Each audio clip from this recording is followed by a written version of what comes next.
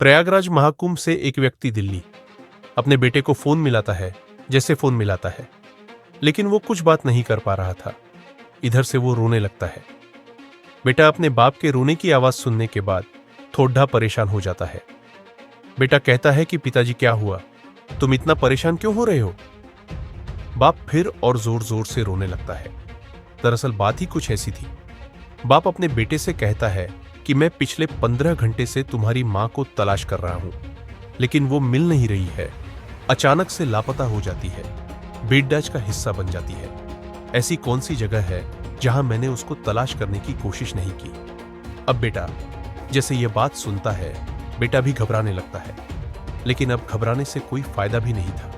वो अपने बाप से कहता है कि पिताजी आप बिल्कुल भी परेशान मत हो, भगवान पर भरोसा रखो, सब कुछ ठीक हो जाएगा।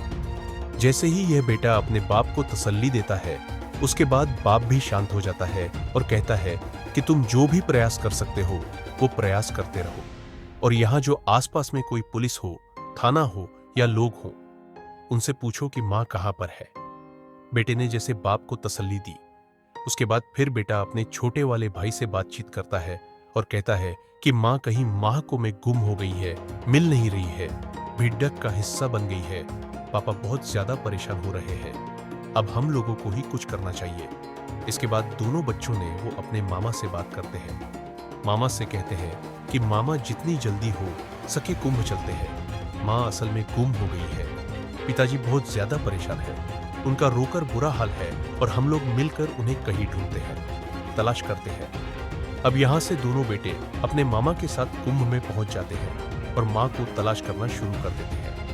आखिरकार कई घंटों की मशक्कत के बाद मां मिलती जरूर है, लेकिन जिस रूप में मिलती है, इस रूप की उन्होंने कभी कल्पना नहीं की थी। दरअसल मां का कत्ल हो चुका था और कत्ल का जो पुलिस ने खुलासा किया, 11 कड़ियों को जोड़ कर देखा गया तो कातिल का नाम जब सामने आता है तो लोगों को बड़ा आश्चर्य हो रहा। सोचने पर मजबूर हो गए थे कि आखिरकार ऐसा क्यों किया और क्यों हो गया। आज की जो सच्ची घटना मैं आपको सुनाने जा रहा हूं, सच्ची घटना शुरू होती है राष्ट्रीय राजधानी क्षेत्र दिल्ली का एक इलाका है तरलोकपुरी। दरअसल यहां का रहने वाला एक व्यक्ति जिसका नाम होता है अशोक। दरअसल एमसीडी दिल्ली के अंदर वो सफाई कर्मचारी होता है। उसकी पत्नी जिसका नाम मीनाक्षी, जिसकी उम्र लगभग 35 साल के आसपास होती है। मीनाक्षी पिछले कई दिनों से लगातार वो अपने पति से कह रहे थे कि देखो कितने सारे लोग महाकुंभ में स्नान करने के लिए जा रहे हैं, लेकिन तुम हो कि बिल्कुल भी जाते ही नहीं हो, या हम दोनों चल नहीं सकते। जब पत्नी अपने पति से बार बार ये बात कह रही थी तो आखिरकार पति ने कुछ छुट्टी की व्यवस्था की, और छुट्टी की व्यवस्था करने के बाद वो दिल्ली के म्युनिसिपल कॉर्पोरेशन में सफाई कर्मचारी के पद पर काम कर रहा था। वहां से छुट्टी लेता है और छुट्टी लेने के बाद वो 17 फरवरी 2025 को अपने घर से निकलता है और सीधा महाकुंभ के लिए निकल जाता है। अपनी पत्नी को लेकर वो महाकुंभ में पहुंच जाता है और वहां जाने के बाद 18 फरवरी 2025 को दिन भर वो स्नान वगैरह करते हैं, घूमते हैं। ये पूरा जो अपना काम करने का जो था वो सब करते हैं, और करने के बाद अचानक ही एक भीड़डेच का एक रेला सा आता है, और रेला आने के बाद उसकी पत्नी का हाथ छूट जाता है। वो अपनी पत्नी को आवाज लगाता रहा गया, लेकिन उसकी पत्नी अचानक से जब गायब हो जाती है तब वह बहुत ज्यादा परेशान हो जाता है। अब आसपास में कोई पुलिस वाला दिखाई दे रहा है तो वो पुलिस वाले के पास जा रहा था। कह रहा है कि साहब मेरी पत्नी मेरे साथ ही तो थी, अभी नहा रही थी, लेकिन अचानक हम लोग बाहर निकले। बिड्डा में वो कहीं गुम हो गई है। मैंने उसको हर जगह तलाश करने की कोशिश की, लेकिन मिल नहीं रही है। आप मेरी मदद कर दीजिए, वहां से भी कुछ नहीं होता है। उसके बाद वो खोया पाया केंद्र पहुंचता है। खोया पाया केंद्र में जाने के बाद वो अपनी पत्नी के बारे में इधर उधर लोगों से बातचीत करता है, और बातचीत करने के बाद वहां से निकल आता है। फिर वो फील्ड में जाता है और उसको ऐसी बीत जाती है। अगले दिन निकलता है। अगले दिन निकलने के बाद वो अपने बेटे को फोन लगाता है, क्योंकि घर पर 3 बच्चे हैं। बड्ढे वाले बेटे को फोन करके कहता है कि बेटा तुम्हारी माँ कहीं गायब हो गई है। ऐसी कौन सी जगह है जहां मैंने तुम्हारी माँ को तलाश नहीं किया है, आखिरकार करूं तो क्या करूं। बाप अपने ही बेटे के सामने जब रोने लगता है, गिद्दाने लगता है, परेशान होने लगता है। तब बेटा कहता है कि पापा बिल्कुल भी परेशान मत हो और सब कुछ ठीक हो जाएगा, सब बिल्कुल पहले जैसा हो जाएगा, लेकिन आप बिल्कुल घबराओ मत। पापा की उम्र लगभग उसके 38 साल के आसपास, मां की उम्र लगभग 35 साल के आसपास। अब ऐसी स्थिति में जो लड़के ने, जिसका नाम अश्वनी होता है, अपने भाई से कहता है आदर्श से कि पापा का फोन आया, पापा बहुत ज्यादा परेशान हैं और इसलिए हम लोगों को भी महाकुंभ चलना चाहिए, अपनी मां को ढूंढना चाहिए, पापा की मदद करनी चाहिए। वो अपने मामा को फोन करते हैं, यानी कि प्रवेश को फोन करते हैं। प्रवेश, आदर्श और अश्वनी तीनों मिलकर दिल्ली से प्रयागराज के लिए वाहन पकड़ते हैं। वहां से सीधा प्रयागराज पहुंच जाते हैं और प्रयागराज में सबसे पहले उतरते हैं वो प्रयागराज जंक्शन पर। वहां जाने के बाद तीनों के हाथ में 11 फोटोग्राफ होता है और फोटोग्राफ लेने के बाद वो स्टेशन पर गुजरने वाले हर व्यक्ति के पास जा रहे थे कि क्या तुमने इन्हें देखा है।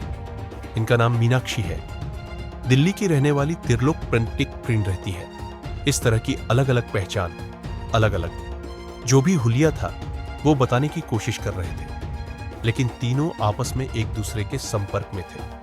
उन्हें यह भी डर लग रहा था कि भाई छोटा था, कहीं ऐसा ना हो भाई भी गुम हो जाए। ऐसे करते करते ही एक थाना, फिर दूसरे थाना, फिर तीसरा थाना, फिर जहां जहां भी इन तीनों को मौका मिल रहा था। अश्वनी, आदर्श और उनका जो मामा होता है प्रवेश, वो हर जगह जा रहे हैं। थाने, चौकी वगैरह जो भी पुलिस वाला दिखाई दे रहा है, कोई भी ऐसा आदमी दिखाई दे रहा है जिससे क्या मदद मिल सकती हो। उनके हाथ में एक तख्ती लगी हुई थी, तख्ती पर मां का फोटो था और फोटो लेकर वो ऐसे टहल रहे थे, घूम रहे थे। खोया पाया, केंद्र जाते हैं, खोया पाया।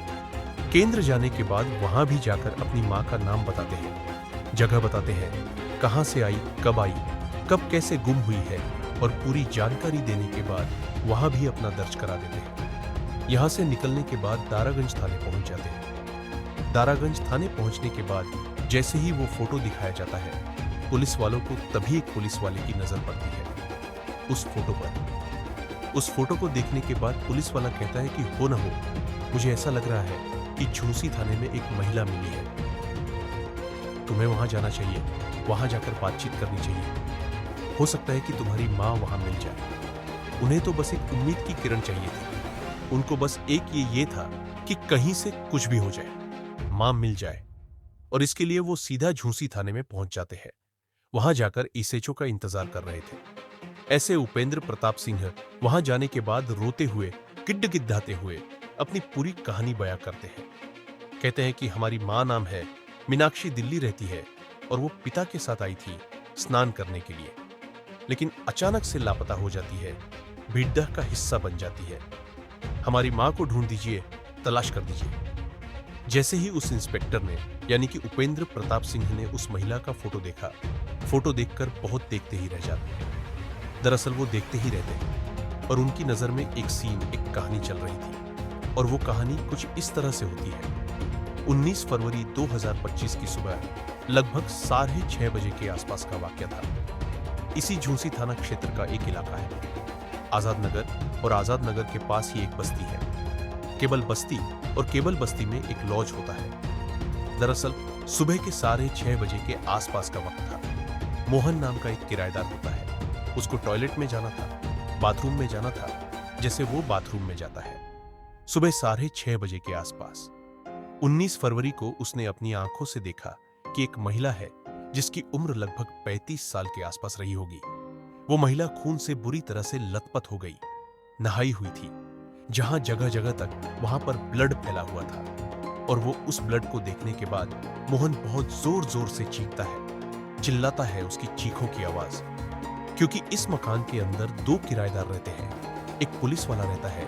तीनों के तीनों दौड़ ढाकर जब मौके पर पहुंचते हैं, अब ये आवाज न केवल इस लॉज तक थी, बल्कि आसपास की जितनी भी जगह थी, लोग, दुकानदार वगैरह थे, सबके सब तक आवाज पहुंचती है। सुबह के 6:30 बजे लोग दौड़ डेच कर वहां पर जो पहुंचते हैं, उन्होंने जो महिला को अपनी आंखों से देखा, सब लोग देखते रह जाते हैं, उनकी आंखें खुली की खुली रह जाती हैं। दरअसल महिला की हत्या कर दी गई थी किसी धारदार हथियार से, लेकिन उसको पहचानने की तमाम कोशिशें की जाती हैं, उसकी पहचान हो नहीं पाती है। पुलिस वालों ने उसकी लाश को कब्जे में लिया, पोस्टमार्टम के लिए भेजा। पोस्टमार्टम की रिपोर्ट से पता चलता कि किसी धारदार हथियार से बार बार वार किए गए हैं और उसको मौत के घाट उतार दिया गया है। कौन है कातिल और महिला कौन है, कहां से आई है, इसके बारे में भी पुलिस तलाश कर रही थी। उस महिला को 92 घंटे के लिए एक जगह रख दिया जाता है।